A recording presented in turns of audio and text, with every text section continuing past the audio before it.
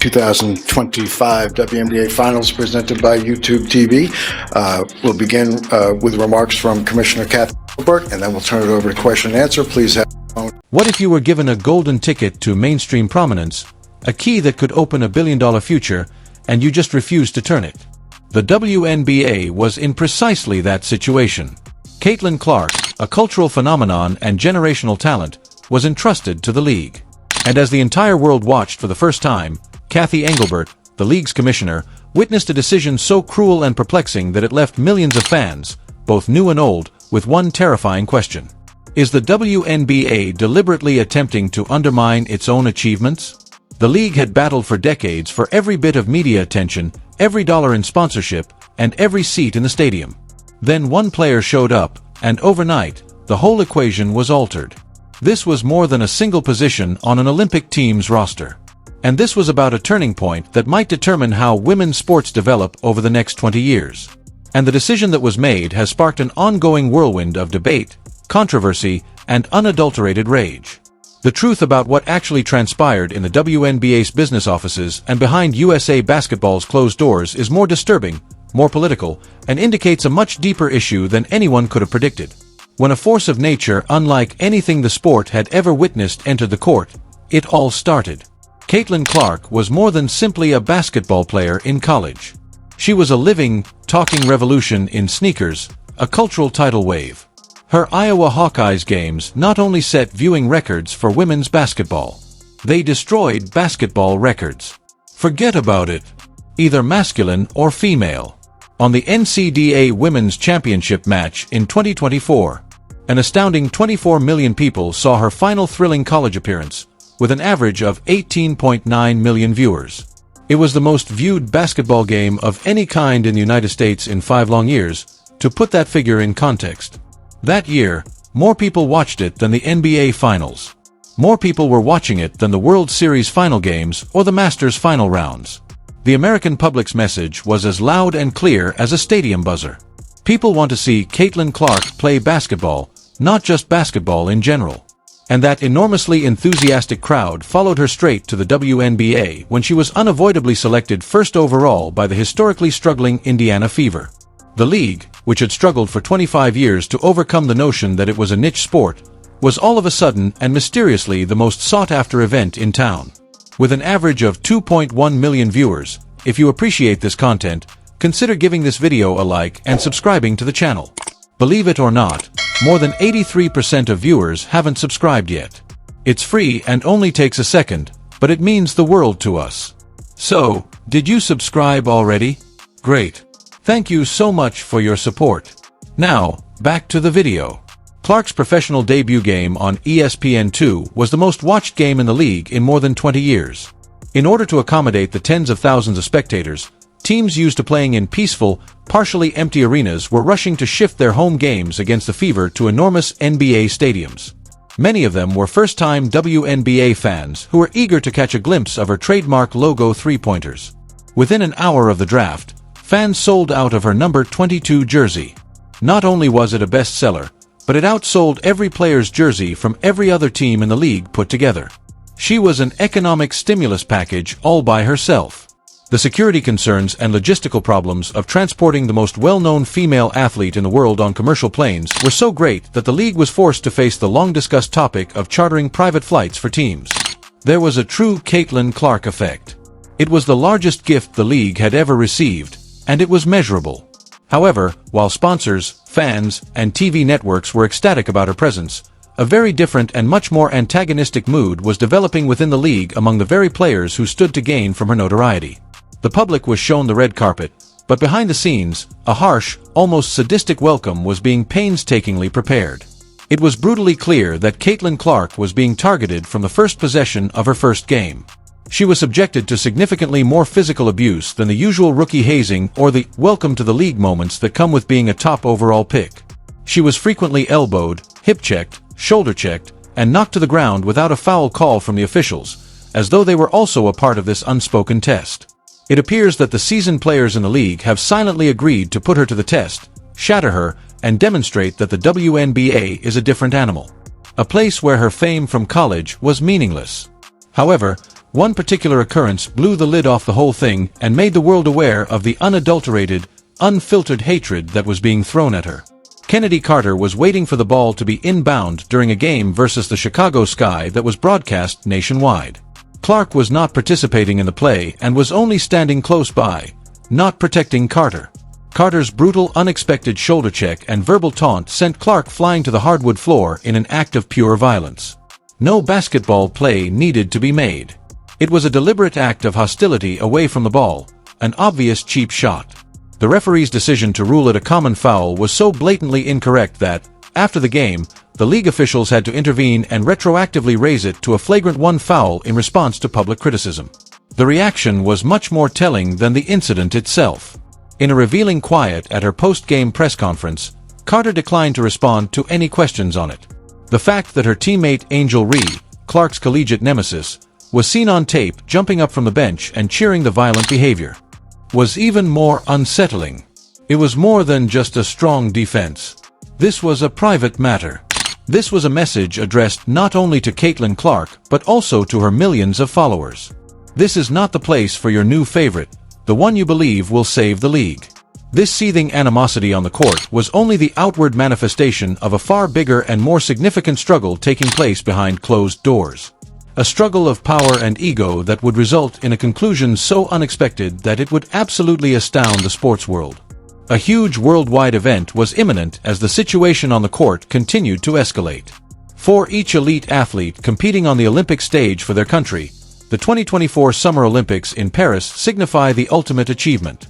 A dream come true. And almost everyone thought that Caitlin Clark's inclusion on the team was appropriate for a star of her extraordinary caliber. Marketers, media analysts, and fans as a given. The question was not whether the announcement will be made, but rather when. For many years, Team USA women's basketball has dominated international competition as a modern dynasty. It also appeared like the most obvious and sensible decision to add the world's most popular and watched basketball player to an already stellar team. Although her renowned gravity-warping three-point range would be a devastating weapon against international zone defenses, the decision wasn't just based on her indisputable abilities. More significantly, it has to do with basketball's business and expansion. The Olympics would be a once-in-a-lifetime chance to present Caitlin Clark and the WNBA to billions of people worldwide. The Olympic broadcaster, NBC, had executives nearly swooning over the potential for viewership. You could almost see the Caitlin camera as a constant presence on screen, following her every step and attracting millions upon millions of casual viewers from all over the world who had just heard rumors about this Iowa basketball sensation. Her inclusion wasn't simply anticipated. The business community viewed it as a clear and essential strategic step for the long-term viability and expansion of the women's game. The conditions for her worldwide coronation in Paris were ideal. A moment that would have transformed her from a national sensation into a genuine global star, bringing the WNBA legions of new supporters in the process. Or so everyone on Earth believed. Even though the news was released on a calm weekend morning, it had an enormous impact on the sports world. A thunderclap that reverberated over all social media and news networks. Caitlin Clark's name was missing from the 12-person roster for the U.S. women's Olympic basketball squad that was obtained by reliable insiders. Pure, undiluted incredulity was the first universal response, but it soon gave way to a tidal wave of fiery rage. How could the most influential and well-liked athlete in the entire sport be left at home by the selection committee? Whether it was business reasoning, basketball logic, or common sense, the choice seemed to contradict all logic. WNBA luminaries and seasoned professionals made up the roster that was selected. Players like Breanna Stewart, Brittany Gurrier, and the renowned Diana Taurasi. They were all outstanding athletes, prior winners, and worthy individuals in their own right.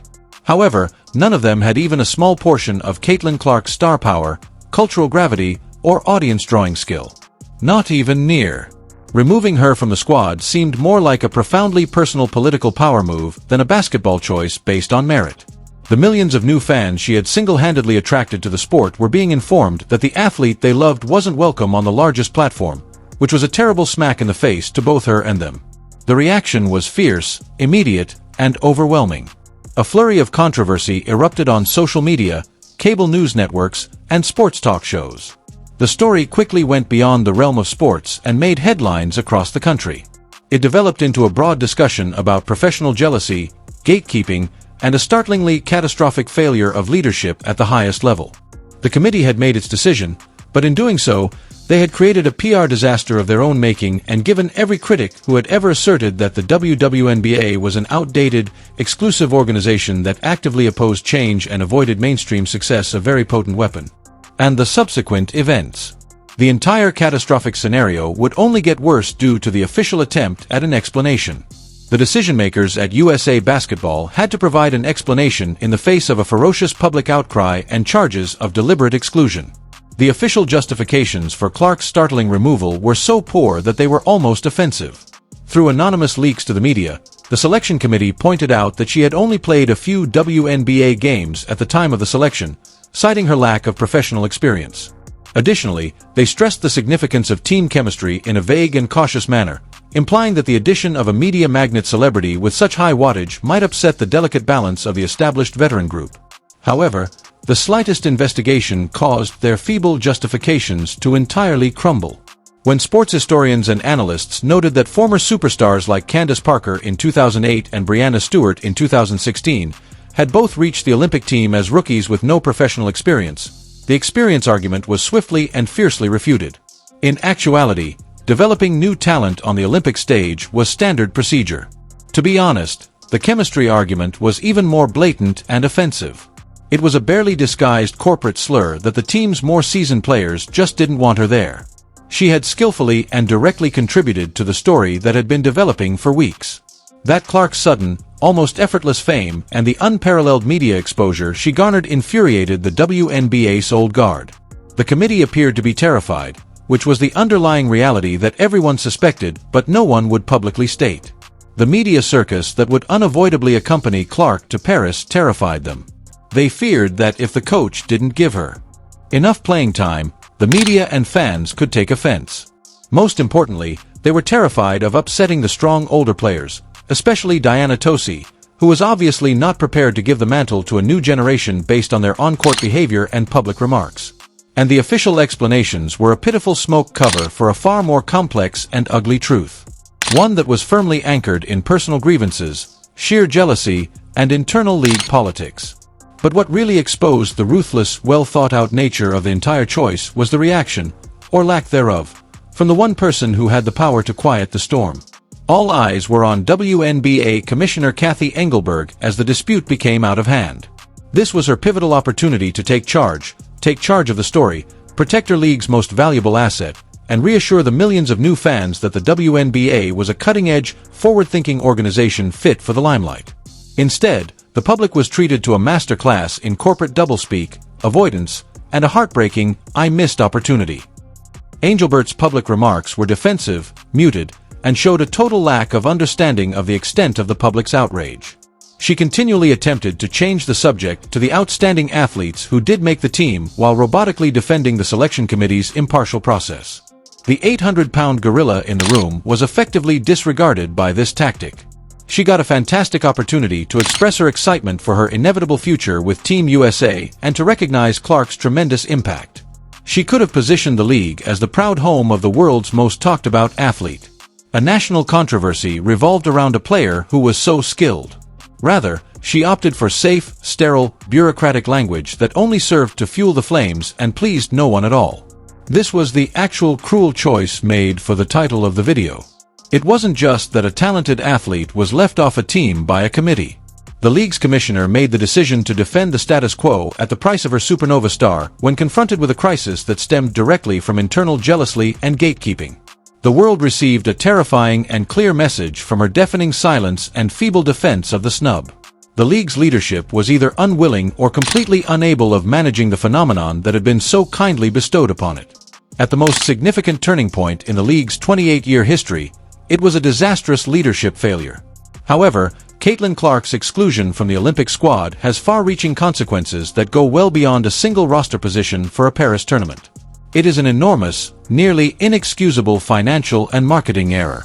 The WNBA and its television partners may regret this potentially billion-dollar error for years to come. The Olympic Games are. Please share your thoughts in the comments section, subscribe, and enable all notifications so you don't miss anything. We'll see you in the next one after you click the video on the screen.